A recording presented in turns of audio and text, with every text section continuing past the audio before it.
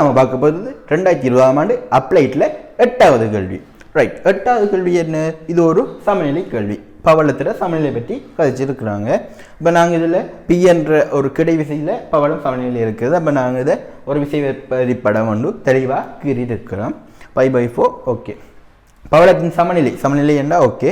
சமநிலைக்கு நான் என்ன செய்கிறேன், இந்த தளத்தின் வழியே போடுறேன். எஃப் சமன் எம்ஏ போட்டால் இந்த சமன்பாடு வரும். அதே நேரம் இந்த தளத்துக்கு செங்குத்தாக போட்டால் இந்த, அதாவது ஆரின் திசையில் போடுறேன், இந்த சமன்பாடு வரும். ஓகே, 2 சமன்பாடு.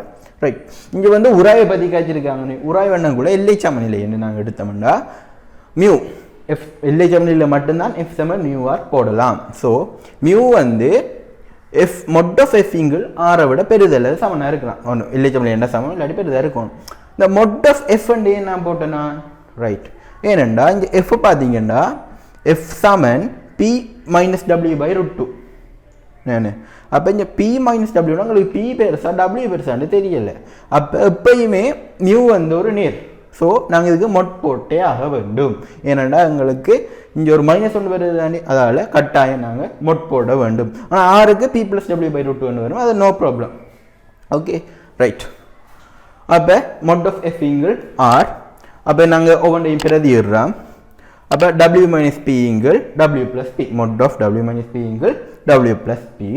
அப்போ அதை நாங்கள் தீர்த்தோம்னா இப்படி சமன்பாடு வரும். மொட் என்ன ப்ளஸோ மைனஸ் ஒன்று மைனஸ் காஃப் W ப்ளஸ் பியை விட W மைனஸ் பி பெருசாக இருக்கும், இல்லாட்டி காஃப் W ப்ளஸ் பி நேரை விட சின்ன நேரம் இருக்குது.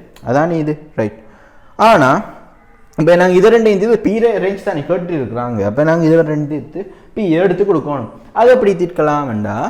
ஃபர்ஸ்ட்டாக இங்கே பார்த்தீங்கன்னா 3லேயும் பி இருக்குது, 3 துண்டுலையும் பி இருக்கு. அப்போ தனித்தனி துண்டு எடுத்து எண்கோடு கீறி பொது உறுப்பதுக்குள்ளே வருதோ அந்த ரேஞ்சை கொடுக்க வேண்டி வரும்.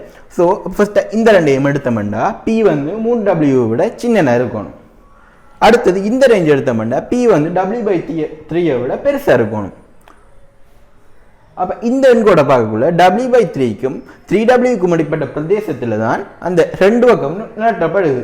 ஆகவே பி வந்து இதுக்குள்ளே தான் வேலிடிட்டி, அதாவது பி வந்து இதுக்குள்ளே தான் நிலவு. ஸோ W/3 விட பெருசாக இருக்கணும், பி 3W விட சின்னதாக இருக்கணும். இதுதான் அப்ளைட் பேப்பர் 8வது கேள்விக்கான விடையாக இருக்கும்.